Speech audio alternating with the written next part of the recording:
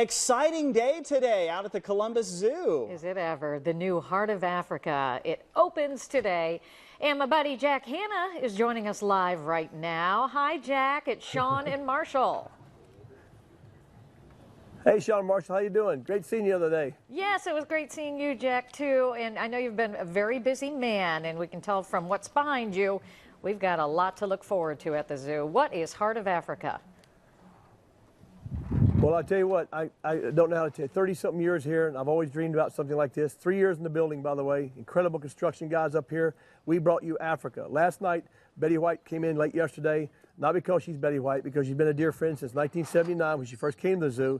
She now has seen the zoo for the next time. She cannot believe it. She's 92 years old. She sat out here, right over there, where you can't see the lions right now, and she could not believe what she saw. The lions overlooking the wildebeest, the giraffe, the ostrich, the impala, the gazelle, the African crown cranes, all out there in this huge area. You can see right now it's expansive. It goes to the hills over here. Not one building, not one tower, not one house. The only place in the United States of America that you have an African belt like this, nowhere else.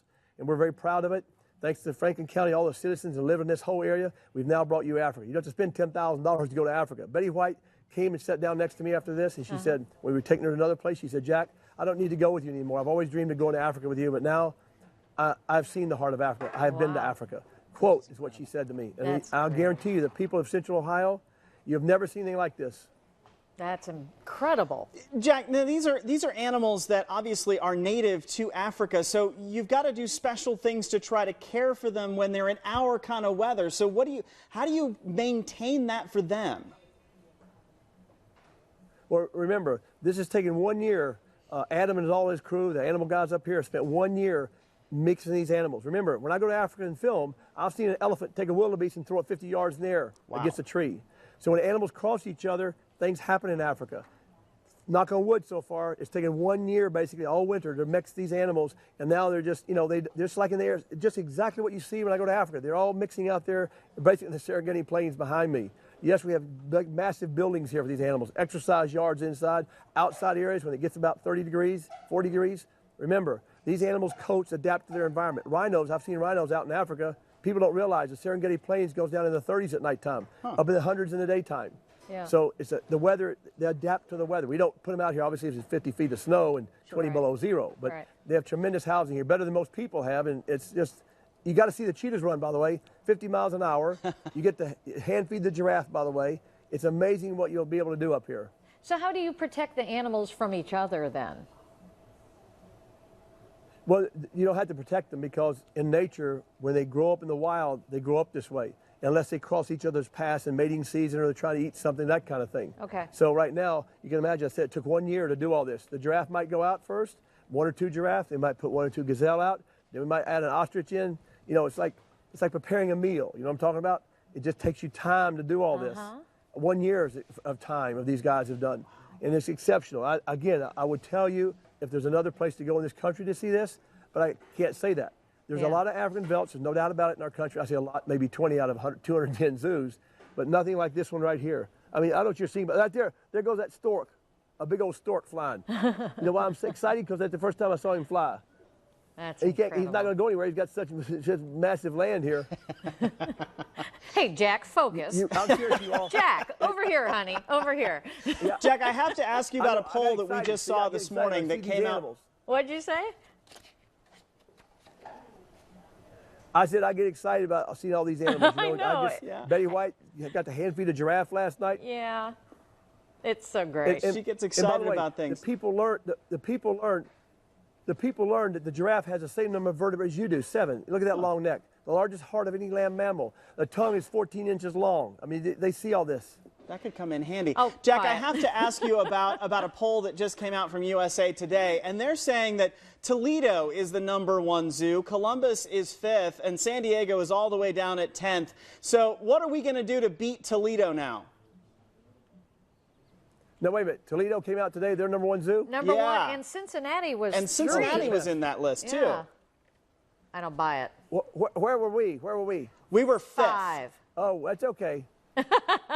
I can tell you that. We've always been in the top 5 the last 5 or 10 years, Obviously, they have their own way of judging things, but I can tell you now, Toledo is a beautiful zoo. Ohio's very lucky to have these zoos. Oh, absolutely. But I guarantee you one thing, no matter what rank they are, They don't have the heart of Africa. That's That right. is Or the so heart of Jack true. Hanna. How's that?